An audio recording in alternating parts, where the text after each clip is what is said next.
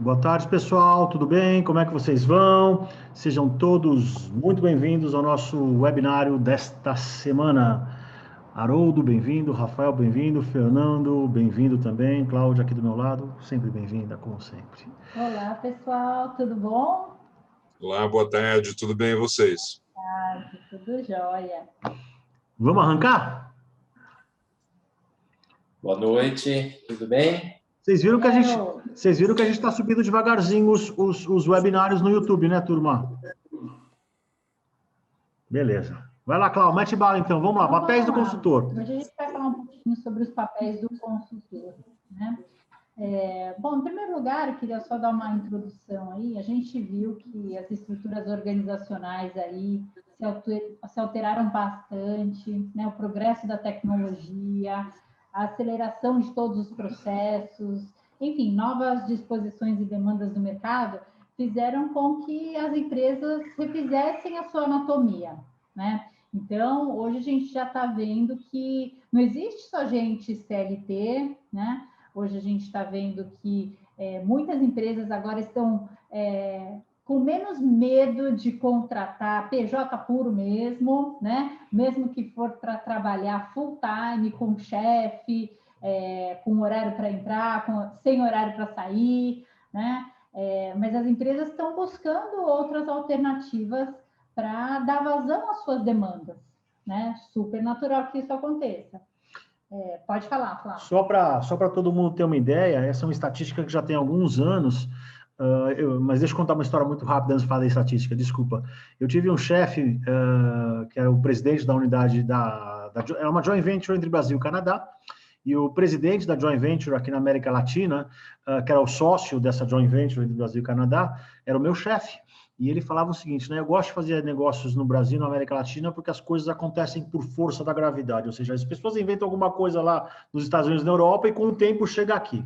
Bom, por que eu estou contando essa história? Porque se vocês procurarem, tem algumas estatísticas, que já são mais antigas, já tem mais de 5 anos as estatísticas, mas há 5 anos atrás, cerca de 35% de toda a força de trabalho nos Estados Unidos já era no modelo de freelancer ou consultor.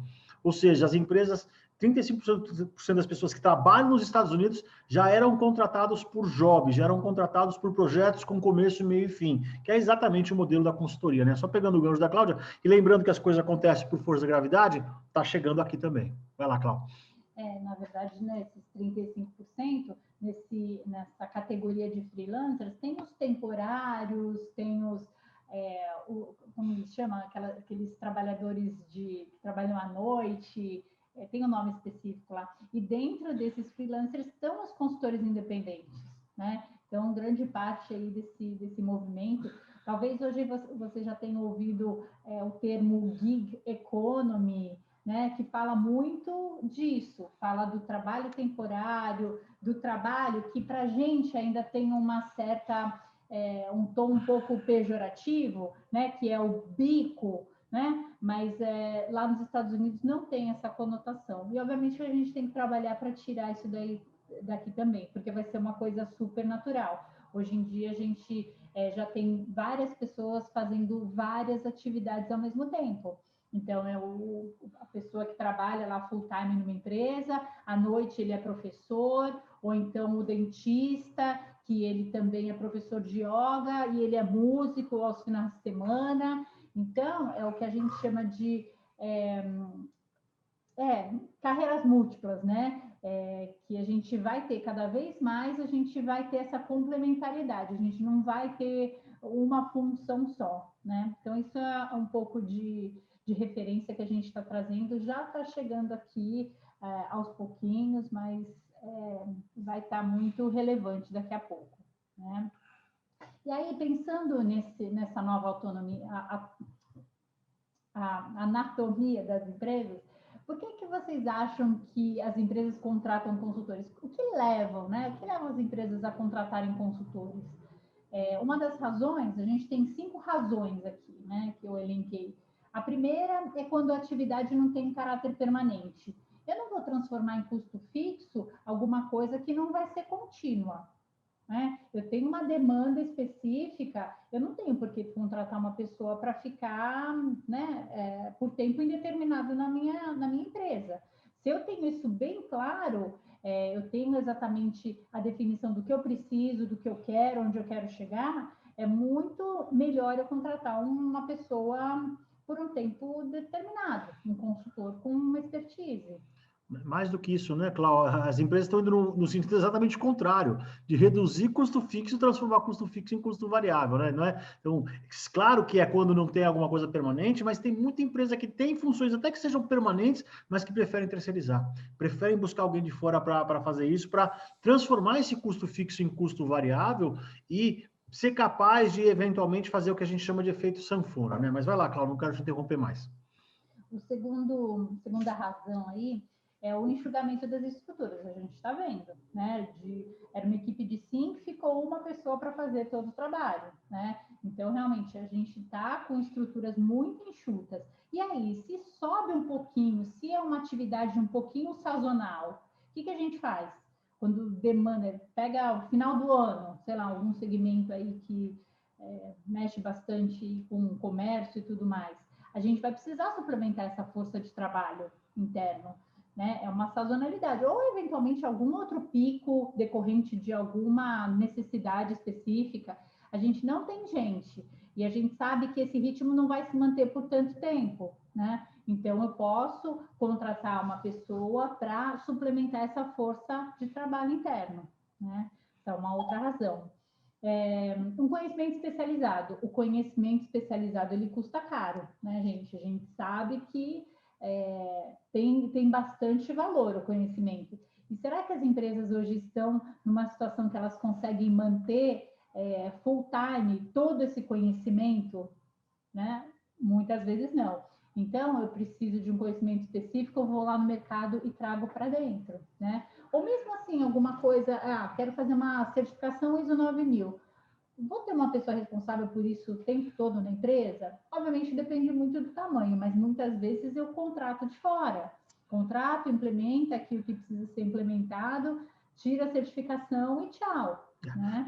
Só para vocês terem uma ideia, acabei de fechar um contrato, amanhã eu faço inclusive o kickoff com um cliente, foi contratado para redesenhar toda a estratégia comercial da empresa, todo o modelo de gestão comercial da empresa. É uma empresa enorme, não posso falar qual a empresa, muito menos o segmento, vocês me desculpem, mas é uma questão de confidencialidade, mas é uma empresa enorme, com um faturamento acima de 300 milhões de reais ano, e que os dois sócios me contrataram, falando, Flávio, putz, a gente precisa do teu expertise, do teu conhecimento especializado para nos ajudar a revisar o nosso modelo da gestão comercial. Como que a gente vai vender na nossa empresa? Se a gente vai estar dividido por vertical, por horizontal, enfim, ou seja, amanhã é um projeto enorme, é um projeto que vai durar provavelmente um ano inteiro. Amanhã a gente, 8h30 da manhã, começa o kickoff, ia ser uma reunião presencial, mas pela questão da Covid, vamos fazer virtual, mas isso é irrelevante nesse momento.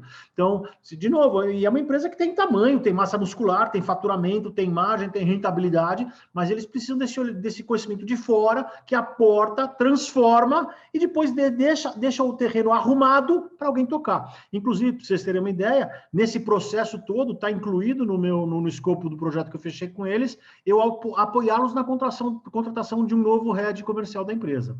Vai lá, Cláudia. Então, esse conhecimento especializado, ele custa caro, e manter ele o tempo todo dentro da empresa talvez fique inviável.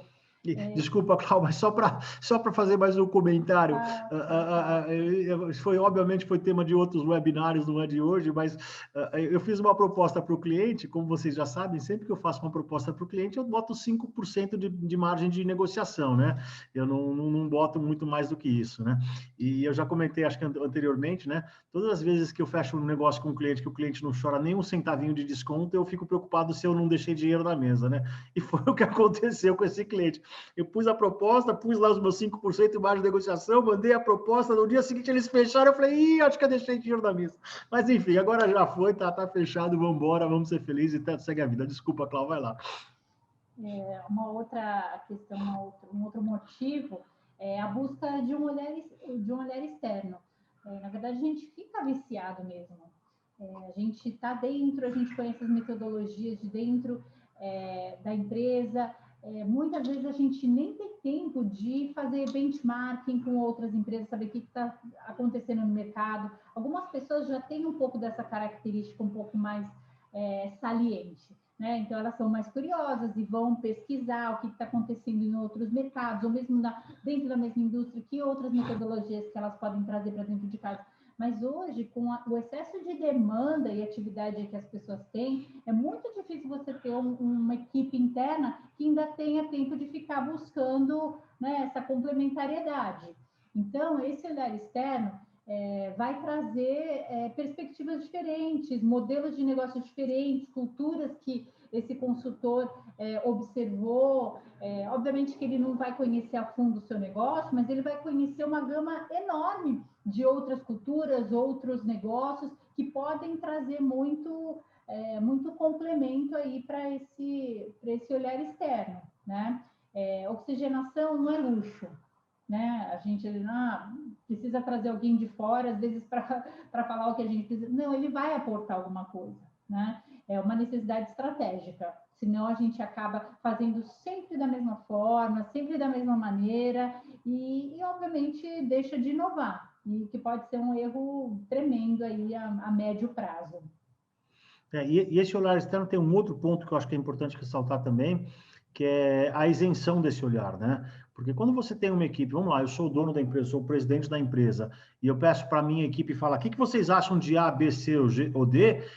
Muitas vezes, pode ser que os meus colaboradores, que de alguma forma reportam direto ou indiretamente para mim, fiquem até com dedos de falar, mas será que eu vou falar isso lá para o chefe? Será que ele não vai ficar ofendido? Será que eu não estou pondo o meu emprego em risco com isso daqui? Uhum. E quando você traz esse olhar externo, você vem com uma isenção tremenda, que você pode falar o que você quiser para quem você quiser, e é basicamente isso que a gente acaba vendendo muitas vezes, falar, olha, eu vou falar, doa quem doer o que eu tenho para pensar, porque vocês me contrataram para eu dar o meu parecer sobre tal assunto. E se o dono da empresa ficar muito bravo, na pior das hipóteses, ele fala, olha, estou rescindindo o contrato, segue a vida. Tudo bem, mas eu não vou abrir mão de ser isento, de ter essa isenção. Então, esse olhar externo traz essa isenção também, que tem muito valor para o cliente. Eu já ouvi de várias pessoas, né, que estão no mercado, trabalham numa única empresa, essa necessidade realmente de conhecer coisas novas, de estar próxima a coisas novas, né? Ela pode ser super especialista numa área, mas elas já me relataram e falaram assim, mas nossa, eu aprendo muito com quem vem de fora, né? Então, realmente, tem pessoas que são muito abertas, não tem resistência, realmente tira o melhor aí da convivência com esse consultor, né? Se ela tem essa cabeça aí aberta. Um quinto motivo aí pela qual as empresas contratam consultores é para mediar processos decisórios complexos, né? Então, acho que pega um pouco aí do que o Flávio falou, dessa isenção, dessa imparcialidade. Então, na verdade, esse parceiro aí, esse consultor, ele vai aportar metodologias que vão tornar os processos de decisão mais ágeis por meio de uma arbitragem mais isenta, né? Ele vai conseguir, né, trazer o que é relevante para a discussão, então facilitar todo esse processo, né? Muitas vezes a gente sabe, dentro das empresas, entra uma série de vieses inconscientes, entra lá a história de cada um ali dos decisores, entra as manias, entra, né? E às vezes a gente precisa realmente de uma pessoa de fora para orquestrar tudo isso, porque senão a discussão ela não sai tão rica como deveria, né? Isso eu vejo muito, isso é nítido. Teve um cliente meu que fez o planejamento estratégico lá, fez a reunião com o Flávio, e perfeito, redondinho, planos de ação, OKRs, né? Tudo bem desenhado. E aí eu falei assim, vamos continuar, né? Vamos fazer um acompanhamento mensal da execução dessa estratégia aí com o Flávio, porque vai fazer muito mais sentido. Não, vamos tocar sozinho, isso que aquilo. É outra coisa, gente. É água para o vinho, né? Porque se mistura a convivência, mistura ali o relaxamento aí da coisa. Acho que tem até menos comprometimento na reunião, né? Então, é muito importante essa condução por uma pessoa de fora, né? Isso é nítido. Legal. Cláudio, agora vamos entrar de fato no tema do nosso webinar de hoje. A gente foi uma grande introdução, né, que obviamente está conectada, mas vamos falar um pouquinho dos papéis, dos papéis de consultor, né? Quais são os 4 papéis, Cláudio, que você enxerga como os principais papéis? Vai lá, toca a bola. Na verdade, são 3 papéis que a gente tem, né? A gente tem o papel de especialista, o papel de mão de obra e o papel de facilitador. Na verdade, assim, essa é uma divisão só didática, porque no dia a dia do exercício, do trabalho, as coisas vão se misturar. Mas é importante a gente ter noção do que é a gente atuar como especialista, como mão de obra e como facilitador. Então, começando aqui pelo especialista, vamos imaginar que a empresa tem uma necessidade específica na qual ela não tem pessoas capacitadas lá dentro para conduzir esse processo, essa atividade. Vou contratar um especialista. Perfeito. Ele vai aplicar aí os conhecimentos específicos que ele tem, né? Quais são as características desse papel do consultor? Tem uma passividade do cliente. Na verdade, o especialista fala o que tem que fazer, o cliente vai e faz. Por quê? Porque ele não tem esse conhecimento todo que o especialista tem, né? O cliente, ele espera por direcionamento, né? A comunicação, ela é mais unilateral. Então, o especialista fala, o cliente... Unidirecional, né? Unidirecional. Ele acaba fazendo o que você está direcionando, né? Existe pouca colaboração, né? Então, essas são as características de quando você atua como especialista. Então, vamos pegar o exemplo aí da certificação do ISO, de alguma ISO, né? Ele que detém o conhecimento, ele sabe exatamente a metodologia que precisa ser implementada, está tudo nas mãos dele, né? Ele vai lá, implementa e é cobrado, obviamente, pelo resultado que ele vai aportar, certo? Vai ser pago em razão dessa contribuição. Quando você entra no papel de mão de obra, né, e vamos pensar que seria para suplementar aí a área, né? Vamos pegar um exemplo banal aí. Pega uma pessoa um contador, que precisou, sei lá, se ausentar, saiu de licença, e você vai precisar colocar uma outra pessoa ali para fechar o balanço, né? O cliente sabe exatamente o que ele precisa, né? Ele precisa que faça de acordo com o que a empresa está acostumada a fazer, né? Então, esse contador não está lá, ele vai contratar uma outra pessoa que vai fazer as vezes dessa pessoa que está ausente. Então, a gente vai agir também como mão de obra, né? E aí, a situação se inverte. Então, na verdade, o consultor, ele tem um papel um pouco mais passivo, né? Ele não tem que ficar criando coisa, elaborando coisa, suas próprias metodologias. Ele vai fazer de acordo com o que o cliente está pedindo, né? Também tem uma comunicação unidirecional, então o cliente pede, sabe exatamente o que ele está pedindo, conhece aquela atividade, e você vai lá e faz. Não existe também essa colaboração cliente-consultor, né? E tem o controle de ações está sob o domínio do cliente. Então, ele que vai direcionar o consultor de acordo com o que ele precisa.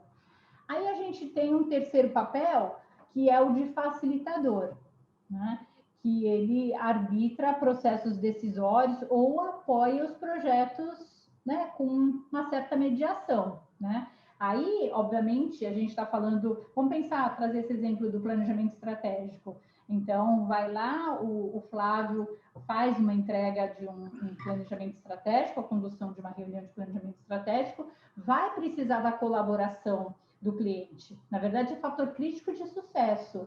Então, o Flávio chega lá com as metodologias, com o repertório que ele tem de outros clientes, outras culturas, e ele vai se juntar ao conhecimento do cliente sobre o negócio. Então, na verdade, é uma construção a 4 mãos, né? Então, existe a comunicação é extremamente intensa, né? As decisões são em conjunto, né? E, obviamente, tanto o cliente quanto o consultor, eles têm corresponsabilização pelo projeto, né? Pode falar. Não, eu queria fazer um comentário, né? Agora que a Cláudia falou um pouquinho sobre as três tipos de consultoria que se pode vender, né? Especialista, entregar mão de obra ou ser um facilitador. Primeiro, não tem certo ou errado, eu queria comentar. Não tem certo ou errado, bom ou ruim. Tem o que o cliente precisa, o que ele quer, o que ele demanda. Agora, obviamente, eu diria que existe uma diferença muito grande de valor agregado, principalmente entre a mão de obra e os outros dois tipos, né? A mão de obra e o especialista e o facilitador. Então, eu acho que é fundamental a gente ter consciência desses três tipos de consultoria e no processo comercial que a gente está conversando com o cliente, entendendo a necessidade dele, entendendo quais são as dores, eventualmente, inclusive, se a gente fizer aquilo que a gente comentou lá no outro webinário, algumas semanas atrás, de um cliente novo, em vez de você vender um projeto grande, vender só o diagnóstico, esse diagnóstico te trazer, ou no teu processo comercial, ou nesse diagnóstico vendido, te trazer o que encaixa naquele cliente, o que cabe naquele cliente, qual que é a real necessidade dele. Por quê? Porque se você não conseguir fazer essa leitura no processo comercial, a chance de você colocar uma proposta errada pode pôr tudo a perder. De repente, o cliente está querendo só contratar uma mão de obra e você está querendo entrar lá como especialista. E você bota uma proposta num nível de valor agregado muito maior, dizendo, eu entendo desse assunto, você vai me ouvir porque eu sou especialista nessa história. E o cara fala, espera um pouquinho, eu sei tudo que eu preciso saber. Vou pegar o exemplo da Cláudia. Eu sei tudo que eu preciso para saber para fazer o balanço da minha empresa. Não vem aqui, desculpe o meu francês, não vem aqui cagar regra. Né? Então, você conseguir fazer essa leitura do qual que é a real demanda do seu cliente é fundamental para você colocar a proposta correta, para aumentar a tua chance de você vender teu projeto. Então, é importante essa consciência. E a gente quis falar sobre isso nesse dia de hoje, porque em várias conversas que a gente teve com outros colegas, outras pessoas que estão começando no mundo da consultoria, as pessoas não tinham de uma forma formalizada, estruturada na cabeça delas, esses três papéis. Esses três chapéus completamente distintos um do outro, mesmo debaixo de um guarda-chuva chamado mundo da consultoria. Então, para mim, isso é chave no processo, entender qual desses chapéus que você vai oferecer para o teu cliente. E isso que o Flávio falou, realmente a gente precisa entender qual a expectativa do cliente em relação ao meu papel, porque muitos desconhecem como lidar com o consultor, o que cobrar. Muitos não têm familiaridade ainda com o consultor. Então, o consultor tem que se posicionar de uma forma que o cliente entenda, né? E aí vocês vão perguntar para mim assim, Cláudia, mas e na prática? Eu divido esses papéis? É difícil você dividir.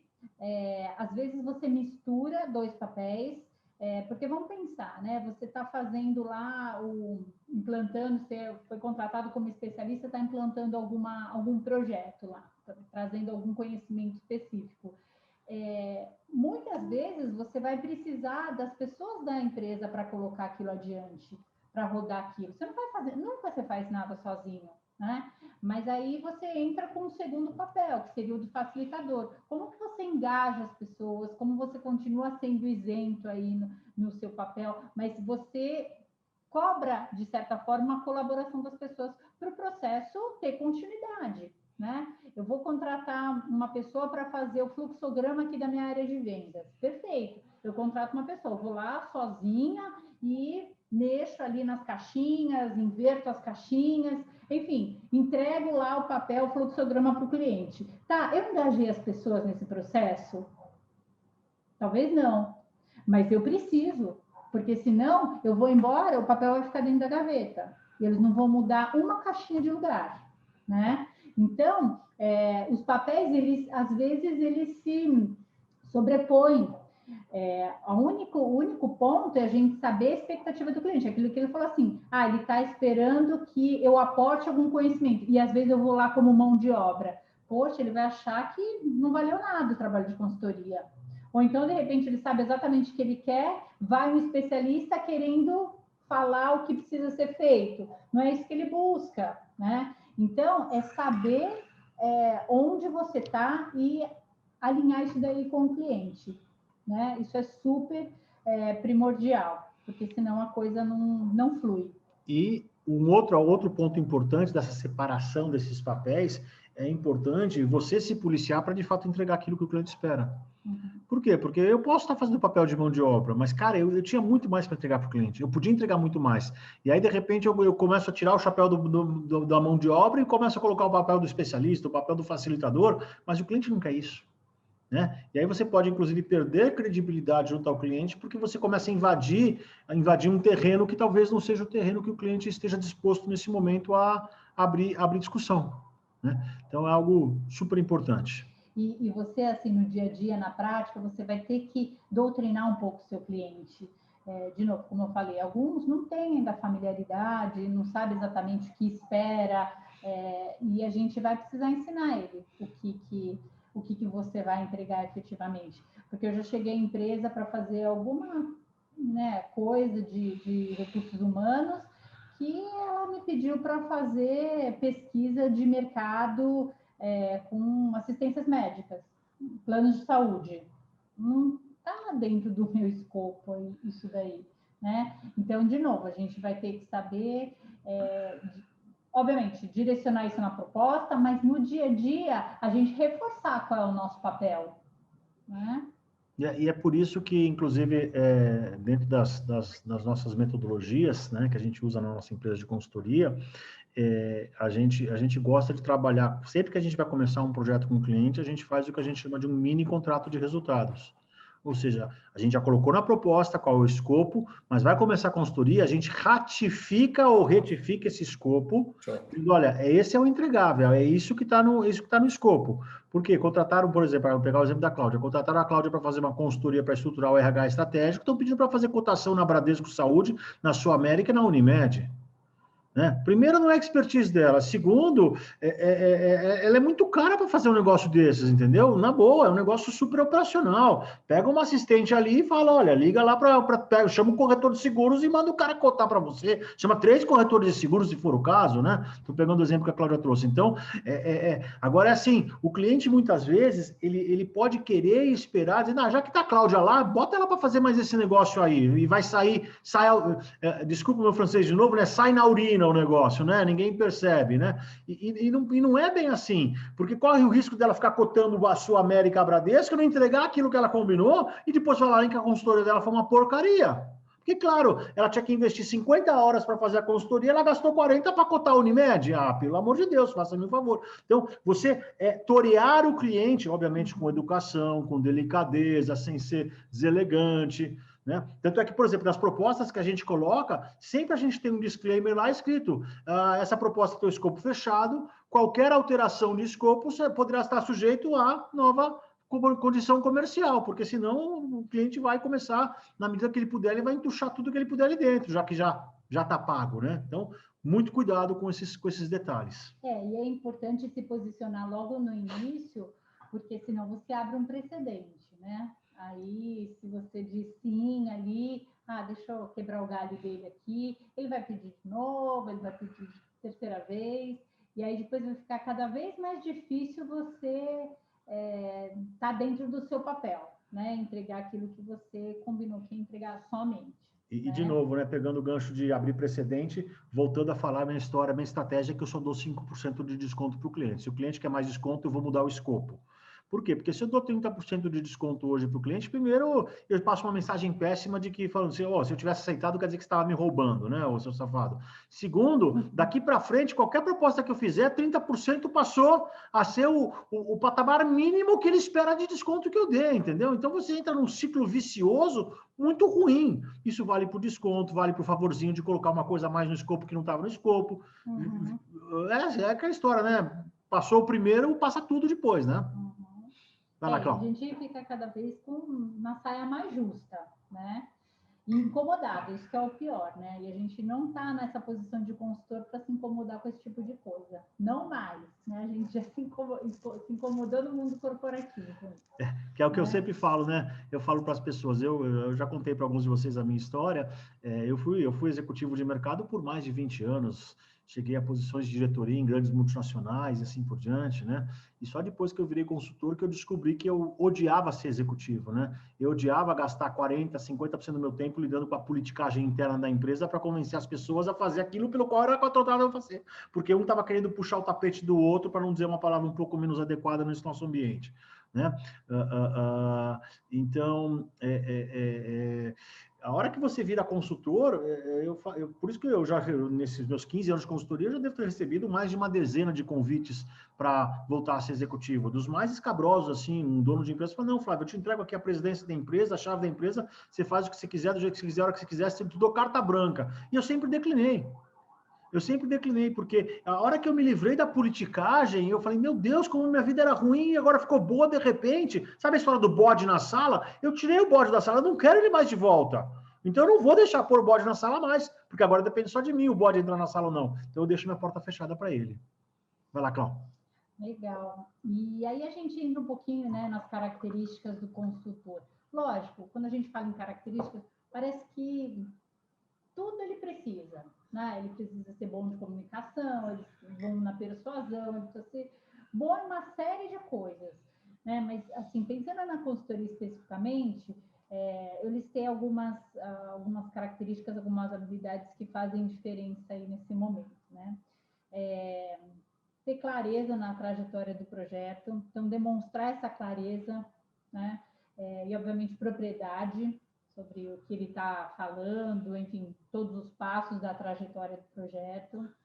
Ele tem muita capacidade de negociação, e a negociação em todas as vertentes, de prazo, de ideias, né? De argumentos, né? Enfim, de tudo, né? Entrar nessa vertente aí, saber conduzir, articular muito bem isso daí. Ter isenção e imparcialidade. Desculpa, deixa eu pegar o gancho aqui da negociação, Cláudio, que eu acho que é importante. E, de fato, né, eu sempre falo para as pessoas, né, tanto é que eu tenho um treinamento de vendas que eu faço para alguns clientes, né, que eu falo que a gente só não está negociando, a gente só não está vendendo quando a gente está dormindo ou meditando, né? Qualquer outro momento que você está convivendo com alguém, você está negociando. Se eu estou conversando com meu filho aqui, o que nós vamos jantar hoje, eu estou negociando com ele. De repente, ele quer comer pizza e eu quero comer salada, né? Vamos ter que negociar.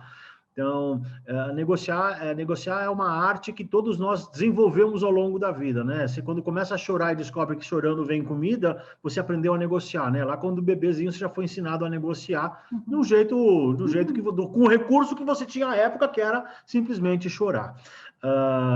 Mas quando fiz minha pós-graduação em marketing, isso há muitos anos atrás, eu tive uma cadeira de negociação que foi uma cadeira fantástica. O professor era um negociador profissional, muito experiente, e um dos grandes aprendizados que eu tive dessa cadeira, dessa aula, desse curso, dessa cadeira que eu fiz de negociação, ele me falou uma coisa muito importante, né? Que a primeira oferta define o rumo da negociação. Ou seja, se eu quero vender o meu carro, né, e eu acho que o meu carro vale 100, a Cláudia quer comprar meu carro, ela oferece 30, a chance de sair negócio é zero, né? Porque até o 30% está tão distante que na hora que a Cláudia me oferecer 30, eu vou ficar ofendido, e na hora que eu pedir 100, ela vai ficar magoada. Então, a primeira oferta define o rumo da negociação. E nós, como consultores, estamos o tempo inteiro negociando com o nosso cliente. Seja negociar o prazo, o escopo, o apoio, a pessoa participar, a pessoa se dedicar um pouquinho mais, a pessoa te passar a informação, seja o que for. A gente passa o dia inteiro negociando com o nosso cliente. Então, a gente tem que tomar muito cuidado com essa negociação, porque toda vez que você está fazendo uma oferta, toda vez que está fazendo aquela primeira oferta que vai definir o rumo da negociação. Então, essa habilidade de você conhecer e começar a ler as pessoas para conseguir fazer a oferta certa, vamos dizer assim, na minha analogia de oferta, né? Fazer a oferta certa é fundamental para você ter sucesso nessa habilidade de negociação que você precisa ter para ser um baita de um consultor. Vai lá, Cláudia. Na verdade, né, essa negociação, ela está muito presente aí no papel de facilitador, né? Então, vamos supor, né, lógico, que você entrar na empresa, você vai precisar de dados, informações que é a equipe que vai te dar, certo? Isso já aconteceu várias vezes, né? Não como consultor independente, mas quando eu trabalhava na Deloitte, era muito comum, né? Você pedir alguma coisa para o cliente e ele demorar para entregar, né? Ele, enfim, fazer, agora eu estou ocupado, não dá prioridade. Mas aí o que você faz, né? Você chuta o pau da barraca, você vai direto ali no superior dele para né, dar uma cartada ali, fala assim, ó, seu funcionário tal não quer me dar informação, isso, ó, não estou conseguindo realizar o trabalho. Ou você tenta negociar com ele, né? Vai ser extremamente importante você fazer parte aí dessa dinâmica, né? Se de repente você dedura ele para o gestor, você acabou com a colaboração dele até o final do projeto. Então, dependendo de quão estratégica essa pessoa realmente você tem que ter, sabe, muita capacidade aí de fazer com que ele te ajude no processo, porque senão o projeto tende a ficar bem crítico, né? Isenção e imparcialidade é super importante, né? Essa habilidade, saber o que é isso, até onde a gente pode ir, como que a gente se manifesta sem tomar nenhum dos lados aí com partido, fazer uma rápida leitura de ambiente, isso é primordial, pessoal, né? A gente vai aprendendo assim com o tempo aí, com a quilometragem, a gente já entra no ambiente e a gente já consegue detectar uma série de informações ali muito ricas até para o nosso diagnóstico, até o nosso trabalho. Né? Deixa eu contar duas histórias muito rápidas sobre leitura de ambiente, duas histórias bem antagônicas. Eu tenho um cliente que, desde o primeiro dia que eu entrei na sala dele, ele sempre tem uma vela de 7 dias acesa. Ele não deixa apagar. Quando está chegando no final, ele já acende a próxima. E não é porque ele é religioso, não, porque não tem nenhum santo, não tem nenhum oratório, não tem nada. E aqui não tem nenhum tom de crítica, tá? Quando eu estou contando essa história, eu não estou criticando o cliente falando mal. Cada um acredita naquilo que acredita. Se acredita em Deus, se acredita em energia, se acredita no Big Bang, para mim, tanto faz. Né? Não estou entrando nesse mérito. Mas na hora em que você entra na sala de uma pessoa e você vê que ele tem uma vela de 7 dias acesa permanentemente, isso diz muita coisa sobre o ambiente, como que essa empresa é conduzida por esse principal líder da empresa. Em compensação, eu entrei uma vez na sala de um outro camarada, que ele tinha uma mesa de 2,5 metros de comprimento, e a mesa estava absolutamente tomada de coisas, tudo milimetricamente ajustado, alinhado. Ele tinha 10 lápis, todos alinhados, um do lado do outro, todos do mesmo tamanho, da mesma cor, apontados do mesmo jeito. Ou seja, a hora que você vê a mesa desse cidadão, você já entende o ambiente que ele vive, que ele é um cara extremamente organizado e meticuloso. Ou seja, eu estou só trazendo alguns exemplos de leitura de ambiente que eu não troquei uma palavra com as pessoas para fazer essa leitura. É simplesmente da observação. A partir da observação, já te traz informações gigantescas que podem fazer toda a diferença para você ter sucesso ou fracasso no teu projeto. Eu já cheguei em um cliente, né, e conversando primeiro, não, aqui as informações fluem, no processo de comunicação não tem problema, as pessoas se comunicam bem e tal. E aí, andando pela administração, você via aqui uma salinha fechada, que era o departamento pessoal, a outra salinha fechada, que era o financeiro, a outra salinha fechada, que era, sei lá, produção. Como assim? Isso, no mínimo, vai te trazer uma reflexão ou, assim, uma bandeira vermelha. Peraí, ele falou que tudo flui, mas, nossa, tá todo mundo separado. Será que flui mesmo? Não que a gente tome como, não, tem que estar o ambiente tem que estar tudo aberto para ser comunicativo. Não, mas isso vai trazer uma informação interessante para você pesquisar mais a fundo, né? Se realmente o que ele falou é o que realmente acontece na prática.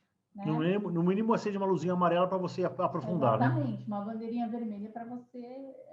A Cláudia é mais radical, para ela já é vermelha, para mim é só luzinha amarela. Mas tudo bem, vai lá, Cláudia. Capacidade analítica e capacidade de síntese, né? Então, realmente, a gente vai ter que ser ágil aí em analisar tudo que o cliente te fala e, obviamente, né, ter essa capacidade de síntese, porque às vezes ele fala, e a gente não consegue ainda pescar o que ele está querendo da gente, né? Até na hora de você apresentar algum trabalho, então, né, obviamente, você ficou 3 meses, 6 meses dentro de uma empresa, você vai ter que tirar ali o suprassumo daquele trabalho. O que é importante você apresentar para o cliente, né? Planejamento, né? Isso é importante ele perceber. Você tem essa competência, senão, de novo, isso pode levantar aí uma luz amarela para ele. Se ele perceber que você esquece as coisas, ou que você deixou de fazer, né, uma tarefa que era importante, enfim, esquece reunião, não deixa ele a par de tudo que está acontecendo, dos passos que estão sendo cumpridos, isso dá segurança para ele. Até porque, via de regra, a gente já falou, né? Consultoria é um projeto que tem começo, meio e fim. Claro que tem algumas exceções, que o contrato consultor permanente para estar como uma... E aí a gente chama de consultor, mas é muito mais um advisor do que um consultor, efetivamente. Ou está sendo como mão de obra, como aquele exemplo, os 3 tipos de consultoria que a Cláudia está falando, que falou agora há pouco, né? Sobre os 3 tipos, está sendo mão de obra. Mas, via de regra, o projeto de consultoria tem começo, meio e fim. Então, se você não fizer um planejamento muito bem feito, de começo, meio e fim, e deixar isso claro para o teu cliente, onde você está e onde eu vou chegar, aonde nós estamos e onde nós vamos chegar, você, de novo, pode ter problema de administração de expectativas e, de repente, você acha que entregou de uma forma bestial e o cliente acha que você entregou de uma forma besta. Né? Entre o besta e o bestial, a diferença, às vezes, é muito pequena. Então, essa administração é fundamental, esse planejamento é fundamental nessa história. E eu vou fazer um parênteses aí, pegar o gancho do Flávio, que ele falou do advisor. É importante a gente saber que a consultoria, ela tem um plano de carreira, sim, né? Num primeiro momento, um cliente está buscando, sei lá, buscando alguém que faça um treinamento de vendas. Pegar o exemplo do Flávio aqui de novo. Está buscando uma pessoa que faça um planejamento, sei lá, um treinamento de vendas ali para a equipe. Perfeito, ele vai buscar algumas indicações, tá? Me parece razoável, Flávio. Eu gostei aí do estilo dele, o preço tá ok, eu vou contratar o Flávio. Ele vai entrar nessa empresa como um consultor, tá? Vamos supor que ele tenha feito um trabalho excelente, né? Ele vai mudar de patamar, né? Se eu precisar novamente de uma pessoa, eu não vou procurar uma indicação no mercado, né, de alguém que possa resolver aí a minha questão. Eu vou buscar o Flávio. Ele que vai me ajudar nessa questão. Porque eu já desenvolvi a confiança, né, a credibilidade, já sei do que ele é capaz de entregar. Ele acaba sendo um advisor. Trusted Advisor, que a gente chama, um né? Trusted Advisor, que a gente chama, né? Então, quer dizer, não serve qualquer consultor, não é um consultor que foi até muito bem indicado. Não, eu quero o Flávio, tá? Porque ele já aportou uma série de questões ali, de habilidades, enfim, de entregas, que faz com que eu me sinta confortável com ele. Depois, se a gente for pensar, um advisor, ele pode se tornar um conselheiro, né? Eu acho que esse que é o plano de carreira do consultor. Eu não quero ser um consultor só a vida inteira. Não, eu quero ter um papel de advisor, onde, mesmo que eu não tenha expertise, esse meu cliente vai me contatar para eu indicar uma outra pessoa para resolver um problema que ele tem e eu não consigo resolver, né? Eu acabo sendo parceiro, muito parceiro dele, né? E, obviamente, né, se a empresa tem um processo, tem um espaço para chegar a um conselho, é muito natural que talvez esse advisor possa ocupar alguma cadeira ali dentro, né? Então, quem pensa que você é consultor a vida inteira, você pode ser consultor, não tem nada de errado com isso. Nada de errado, você pode ser um excelente consultor. Mas você pode também alavancar e potencializar aí a sua entrega, a sua reputação para um outro nível. E eu tenho exemplos, os 2 exemplos, tá? De relacionamentos longevos com clientes. Eu tenho um relacionamento longevo com um cliente que é um relacionamento de consultoria. Eu continuo sendo consultor deles. E eu continuo trabalhando com consultoria. E é um relacionamento que já tem mais de 5 anos que eu trabalho com esse cliente. Eu tenho outro cliente, que eu também tenho quase 10 anos que eu trabalho com esse cliente, que eu comecei como consultor e eu fui, entre aspas, ele me promovendo, vamos dizer assim, né? Porque ele passou a me chamar e falar, Flávio, eu estou precisando decidir uma coisa aqui que não tem nada a ver com estratégia, não tem nada a ver com marketing, vendas, não tem nada a ver com governança, ou seja, não é a minha praia. Né? Mas eu estou precisando tomar uma decisão aqui, não sei o que lá, eu queria te ouvir. Então, de novo, eu tenho eu vivo as 2 situações com 2 clientes diferentes e os 2 está tudo certo. O 2 tá ótimo, tá tudo bacana. E não tem nada de errado também se alguém aqui falar, não, mas eu não quero isso aqui, eu quero só ser consultor. Eu adoro fazer consultoria. Tá tudo certo também. O importante é a gente ser feliz no final, né, Cláudia? Vai lá. Só um parênteses aí, fechando. Então, voltando aqui às características do consultor, é lidar com o emergente e lidar com resistências o tempo todo. Então, obviamente que a gente não tem que bater de frente, a gente tem que ir pelas bordas ali.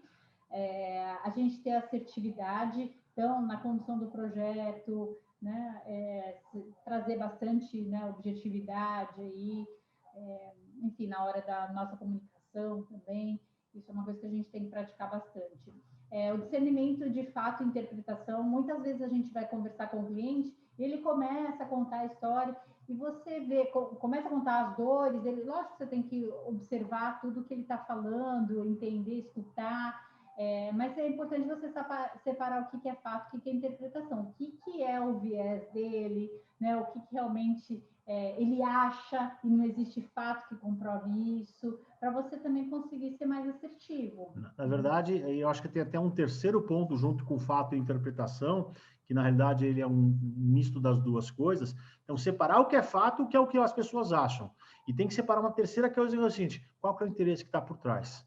Qual é a agenda oculta, ou qual é o interesse político? Eu vou usar esse Flávio que está chegando aqui agora para fazer uma consultoria, deixa eu influenciar ele aqui um pouquinho para puxar a brasa para a minha sardinha, né? Eu quando estava no começo na minha empresa de consultoria, eu cometi erros graves com relação a isso, gravíssimos. Um dos primeiros projetos que eu fiz, eu fui contratado por uma empresa de fora de São Paulo para reestruturar toda a estrutura comercial da empresa. Então, eu assumi interinamente por quase um ano, um pouquinho menos de um ano, a gestão comercial daquela empresa para redesenhar todo o modelo comercial da empresa. E, obviamente, como eu estava numa posição, entre aspas, bastante, entre aspas, poderosa na empresa, porque eu estava entrando lá contratado pelo presidente da empresa com, entre aspas, carta branca para redesenhar aquele modelo comercial da empresa, todas as pessoas que tinham algum tipo de interesse vinham me contar um monte de histórias, né? E eu tinha pouca experiência nesse mundo da consultoria, apesar de vir do mundo executivo e ter vivido muito essa questão de politicagem, e eu cometi erros graves naquela empresa. Em separar, não consegui separar o que era fato e o que era interpretação, o que era politicagem e o que não era politicagem.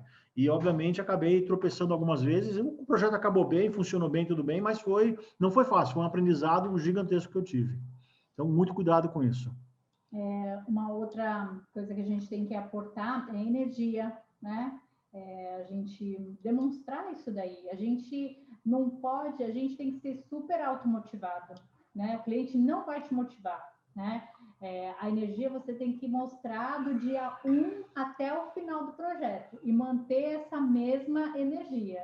Ele não pode sentir, nossa, tá meio caído o consultor. Nossa, a Cláudia está meio deprimida hoje. O que será que aconteceu com a Cláudia? Que ela está chateada? Está chateada? Não dormiu bem à noite? A Cláudia está doente? A gente não fica doente, a gente não dorme à noite, a gente não tem problema em casa, a gente não tem nada. Sempre lá em cima. Né? Quando a gente é funcionário, de repente alguém se preocupa com a nossa motivação, mas assim, a gente tem que se automotivar na consultoria, né? E a energia manter o mesmo nível, do primeiro dia ao último dia, né?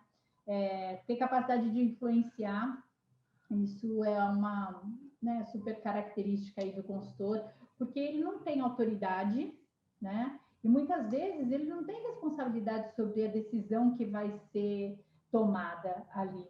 Ele tem a capacidade de influenciar para um lado ou para o outro, eventualmente, né? O que ele acredita ser mais ideal, sempre colocando prós e contras de cada um dos lados. Mas ele não tem mais nada além disso, né? Então, influência é super importante para o consultor e demonstrar apoio, de novo, no mesmo patamar aí da energia, mostrar apoio do dia 1 ao final do projeto, né? O cliente tem que se sentir apoiado, né? Precisa ter você como parceiro, né? Você não pode sair desse papel, não. Legal. E, obviamente, não se limitam a essas, né, pessoal? Mas eu trouxe algumas aí que conversam um pouquinho aí com o papel do consultor, enfim, o que é mais forte, o que é mais evidente aí, que a gente precisa aportar no dia a dia. Mas olha só, eu queria, já são, puxa, passa tão rápido quando a gente se diverte, né, Cláudia? Passou quase uma hora da nossa conversa. Mas eu queria abrir para a gente bater um papo, gente. Eu queria ouvir vocês um pouquinho, o que vocês enxergam do papel do consultor, o que vocês têm de experiência, quem já está no mercado, quem está começando a entrar no mercado, enfim, queria abrir para a gente discutir, ou se vocês tiverem alguma pergunta, alguma coisa que não ficou claro eventualmente, né, gente? Queria abrir para a gente bater papo.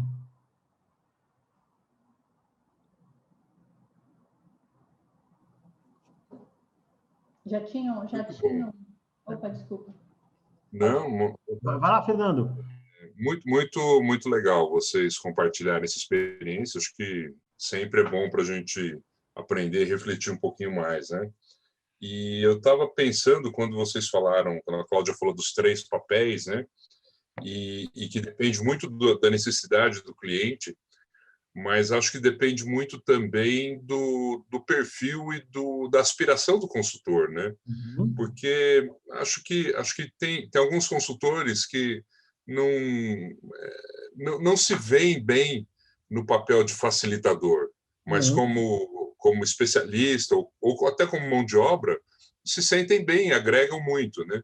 Então, isso é um ponto interessante. Eu prefiro muito esse papel de facilitador, né? Sempre consigo desempenhar melhor e dar melhores resultados com essa função. E acho que quando a gente exerce esse papel, acho que está embutido no que vocês comentaram, né? No papel de facilitador, eu acho que a gente acaba assumindo uma certa liderança dentro da casa do cliente. Por algum tempo, né, pelo tempo do projeto, a gente assume uma liderança que, às vezes, nem o diretor da empresa tem, nem o presidente da empresa tem, mas o grupo acaba seguindo a liderança do consultor que está ali naquele projeto. É muito curioso, muito interessante como isso funciona. E esse teu comentário é tão importante, né, Fernando? Porque, de novo, você foi muito preciso na sua colocação. Eu posso me sentir muito bem fazendo o papel de consultor como mão de obra, mas pessimamente como facilitador. E ter consciência disso é fundamental. Ou o inverso, enfim, tanto faz. Então, consciência disso é fundamental. Por quê? Porque, de repente, pode surgir uma oportunidade para mim. Vou puxar um exemplo. Eu adoro mão de obra, detesto facilitação. Surge uma oportunidade para eu ser facilitador. E eu estou desesperado para fechar um contrato. Eu estou precisando fechar um contrato. E aí eu vou lá e eu vou ser facilitador. E aí você mete o pé pelas mãos, porque você não faz bem feito, você não gosta, ou seja, você até pode ganhar momentaneamente, você vai ganhar aquele dinheiro, porque você vai fechar o contrato, mas não vai entregar com aquela excelência que a gente tem que entregar. O que acontece? Tua credibilidade cai. Por quê? Porque normalmente a gente fecha contrato por indicação. E se eu fiz um projeto ruim com você, Fernando, porque você me contratou para ser facilitador e eu não gosto de ser facilitador, você não vai me indicar para ninguém. Muito pelo contrário. A hora que o Haroldo perguntar, e aí, Flávio, como é que foi o projeto com o Flávio? Meu Deus do céu, foi uma tragédia, cara. Deus me livre, o maior erro que eu cometi na minha vida.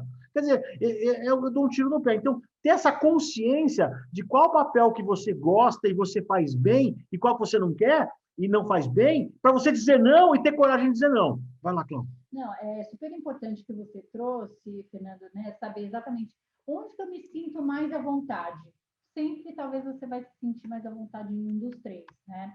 Mas é importante a gente saber, tá, o que me falta, tá? Não vou ser, vamos supor que eu seja extremamente especialista, né? Que eu trabalho ali, focado. Na maior parte do tempo, posso trabalhar ali sozinho, mas vira e mexe, eu vou ter que interagir com as pessoas. Vira e mexe, eu vou ter que engajar as pessoas no projeto. Então, quer dizer, não é uma facilitação que eu vou estar o tempo todo facilitando, mas, assim, em algum momento eu vou ter que facilitar, né, para engajar todo mundo nesse projeto. Então, o que eu preciso minimamente desenvolver para, de repente, eu não deixar isso, sabe, esquecer esse papel aí, sabe, seguir adiante, e me fazer falta ali para a conclusão do projeto. Mas né? aí, de novo, né, Cláudio, quando a gente faz a nossa SWOT, vai lá para as nossas forças, nossas fraquezas, o que teoricamente muitas pessoas falam? Não, eu vou pegar minha fraqueza e vou transformá-la numa fortaleza. Será que esse é o melhor investimento do nosso tempo, do nosso recurso? Ou é melhor pegar esse mesmo tempo, esse investimento e fazer a nossa fortaleza ser um espetáculo e trabalhar o suficiente para que a fraqueza não me mate? Entendeu? Então, é esse cuidado que a gente tem que ter, porque às vezes o esforço que tem que ter para pegar a tua fraqueza e transformar ela numa fortaleza, cara, você pega a tua fortaleza, as tuas fortalezas, e elas viram um avião. E trabalha o suficiente para aquela fraqueza não te matar. Só já é o suficiente. Né? Então, muito, né? Exato. Bacana. Muito obrigado, Fernando. E a mesma coisa acontece, né? Às vezes, pessoas que trabalham bem com 1 a 1, eu trabalho muito bem com 1 a 1, né? Mas eu tenho que fazer, às vezes, palestras, workshops para mais gente? Tenho. Né? Faço agora com mais conforto? Faço. Mas, assim, se eu tiver que escolher, eu vou escolher o 1 a 1. Né? Então, é bom a gente saber o que a gente gosta de fazer. A Cláudia, e sem nenhum demérito, né, sem nenhuma crítica, a Cláudia é aquela pessoa que você fala, faz uma palestra aqui para 500 pessoas, não é a praia dela. Agora, senta para conversar com o Rafael e a fundo com o Rafael, a praia dela é fantástica. Enquanto o Flávio, talvez você fala, senta para conversar com o Rafael, nada contra o Rafael, qualquer um de nós que está aqui, talvez eu não vá desempenhar tão bem quanto a Cláudia. Agora, faz uma apresentação para 800 pessoas, eu subo ali naquele palco e faço chover, porque é o que eu gosto, é o que me faz bem, enfim. De novo, não tem certo, errado, bom ou ruim. De novo, é conhecer no que você é bom e saber no que você não é tão bom, deixar aquilo minimamente aceitável, mas fortalecer aquilo que você é bom para caramba. Fantástico, muito obrigado. Obrigado, Fernando. Boa, bela contribuição. Alguém quer fazer mais algum comentário, gente? Alguma dúvida, alguma colocação? Vamos aproveitar. Estamos aqui hoje. O pôr do sol já foi mesmo, já botei a foto no grupo.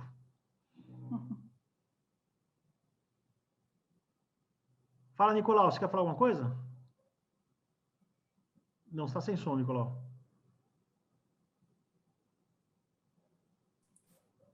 Não, Flávio, tá tudo bem, muito bem compreendido aí, muito Legal. bem.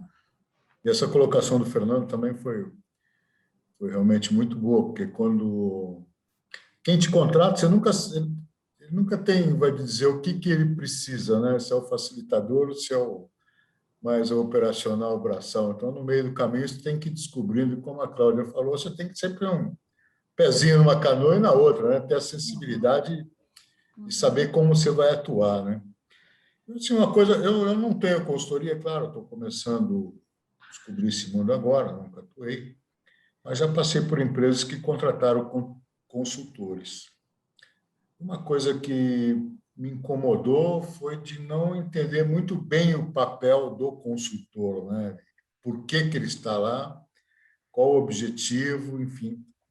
Divulgar isso dentro da empresa, o que dá a impressão que, às vezes, o consultor vem para mudar uma estrutura já montada e aquilo pode incomodar as pessoas, até do ponto de vista de perder o emprego, perder espaço, né? Então, acho que uma posição muito clara é deixar o que você veio fazer ali, o que você vai fazer, quais os objetivos, a contribuição. Acho isso fundamental. Eu sofri um pouco com isso aí, de não entender a posição, né? Sempre achando... E você, às vezes, até querendo colaborar e não acha o caminho de chegar, né? De abertura, enfim. Acho que é um pouco de sensibilidade dos dois lados.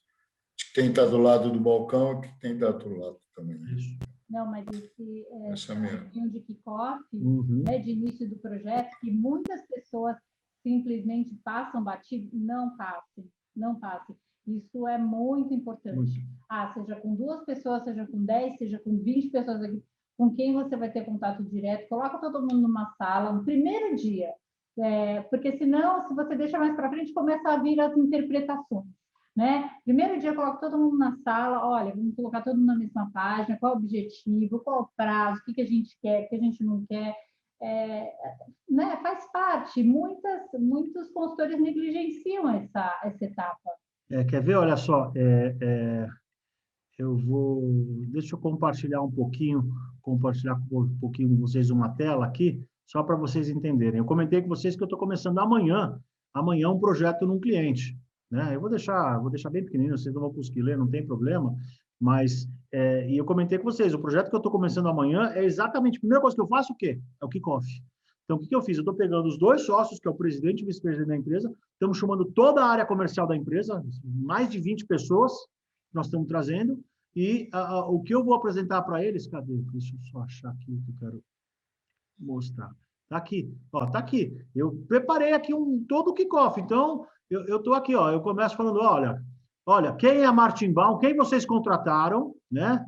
Quem é o Flávio, né? Qual que é o escopo do projeto, e aí depois eu vou abrindo ele em detalhes, né? Do que eu estou desenhando. Depois eu venho aqui, esse é o cronograma que nós vamos trabalhar. Então, eu estou exatamente pegando para mitigar esse problema, esse risco que acontece, que o Nicolau trouxe muito bem e é verdadeiro. A primeira coisa que estou fazendo no projeto do cliente vamos fazer o kickoff. Põe todo mundo na sala e vamos explicar o que vai acontecer. Porque aqui as pessoas vão precisar participar e elas vão ser envolvidas nesse processo. Pode ser que elas sejam envolvidas pontualmente, mas imagina que coisa horrorosa, você é chamado para ser envolvido pontualmente num projeto de consultoria que você nem sabe o que está acontecendo. Ou pior, você fica ouve falar que tem um consultor ali fazendo um trabalho, não sei o que lá, mas você não sabe do que é, e aí começa a vir a rádio corredor, vem a rádio peão. E aí é a pior coisa do mundo, porque as pessoas podem remar contra, podem jogar contra, enfim. pode complicar muito o projeto. Então, o kickoff do projeto não abra mão, gente, ele é fundamental para pôr as pessoas na sala. E se tem alguma informação que é sigilosa, que você negociou com o teu cliente, que você não pode colocar no kickoff, você deixa isso claro com o teu cliente, e na hora que você fizer o kickoff, você, eventualmente, deixa aquela informação de fora, né? Isso aí. Bacana. Mais algum comentário, gente? Mais alguma pergunta? Mais alguma coisa, turma? Eu gostaria, Flávio. Claro, Odo. Eu achei muito bacana, Cláudio, essa questão dos 3 tipos, 3 chapéus, né? O especialista, mão de obra, o facilitador. E reforço que a importância da gente dedicar ao autoconhecimento, porque através do autoconhecimento a gente consegue diminuir as distâncias do perfil de cada um e alavanca o profissional, né? O empoderamento. Então, eu tive essa experiência em 2020, então queria compartilhar com os demais o quanto isso é válido, o autoconhecimento, para ser trabalhado aqueles pontos do seu perfil, que está na sua essência, e aquele que pode ser desenvolvido, né? E não gastar energia quando você quer levar tudo, né? E depois não vira nada. É melhor destacar o que você é bom e corrige um pouco aquilo que está muito defasado. Até porque não existe, ninguém é bom em tudo, né? Não existe, Exato. eu sou bom em tudo. Tem alguma coisa errada. Quando alguém fala que é bom em tudo, tem alguma coisa muito errada na história. Não, exatamente. E assim, até na hora de você criar o seu produto, né, Haroldo? Tipo, meu produto consiste em quê? Né? Tipo, com qual papel eu linko ele mais, tá? E de repente isso vai te dar uma clareza. Poxa, acho que talvez esse produto aqui vai ficar para um segundo momento. O que de repente conversa mais com a minha essência, a minha natureza? Que tipo de produto, né? É na hora de criação do produto. Exato. E as mudanças hoje em dia são tão grandes que por algum momento eu me peguei, sabe, uma cobrança exagerada de falar, putz, eu preciso saber disso, daquilo. E não adianta querer abraçar, porque vai se sobrecarregar e sentir mal, né? Falar, nossa, eu estou fora do mercado. Pelo contrário, você tem tanta coisa boa que tem que ser ressaltado. Né? Ninguém é herói aí que tem que saber tudo, não. É isso aí. Legal. Bacana. Mais alguma coisa, gente? Mais algum comentário, alguma dúvida, alguma colocação, turma? Cláudio, vai abrindo nossos QR Codes aqui só para todo mundo, mas eu queria fazer um convite para vocês, gente. Semana que vem, amanhã eu solto o convite para todo mundo, tá? Semana que vem a gente vai ter a Rejane para falar com a gente. A Rejane é uma consultora especializada em RH, parceira da Cláudia. A Cláudia trabalha com RH e a Rejane é especializada também em RH, e elas fazem muitos projetos juntos, se complementando, é aquilo que a gente falou. Eu estou vendo aqui o Zeus, bem-vindo, Zeus, eu acho que é a primeira vez que você está aqui com a gente, escrito Marketing e Vendas, e ele está falando, bom, mas o Flávio trabalha com Marketing e Vendas, quer dizer que ele compete comigo? Não, a gente não compete, a gente trabalha junto, tá? Fica tranquilo, é a Rejane com a Cláudia. A Rejane é uma consultora super experiente, e ela vai trazer semana que vem um bate-papo com a gente, um depoimento dela sobre a experiência dela no mundo da consultoria, o que ela vivenciou na consultoria ao longo desses anos, do mesmo jeito que na semana passada o Gerson trouxe, e quem esteve aqui na semana passada, tenho certeza que saiu muito contente com a conversa do Gerson, que foi espetacular as dicas que ele deu. Enfim, então fica o convite para a semana que vem, mesmo bate-horário, 6 horas da tarde, e para quem não nos conhece, está chegando agora, Zeus, seja bem-vindo. Meu nome é Edward Souza. Tá bom, está escrito Zeus aqui, então você me desculpa, eu li o que está escrito, tá, o Edward. Seja bem-vindo, Edward. Convite para todos vocês, alguns já estão acostumados, o QR Code aqui da esquerda é o nosso site, o nome da sua empresa, fantástico, Edward, obrigado. O QR Code da esquerda é o nosso site, é o site do Clube da Consultoria, quem quiser ler os nossos posts, ler os nossos conteúdos. Temos um grupo no Telegram que é super bem-vindo, então o segundo QR Code da esquerda para a direita, quem quiser simplesmente entrar no nosso grupo do Telegram para a gente trocar experiências, trocar ideias, trocar informações.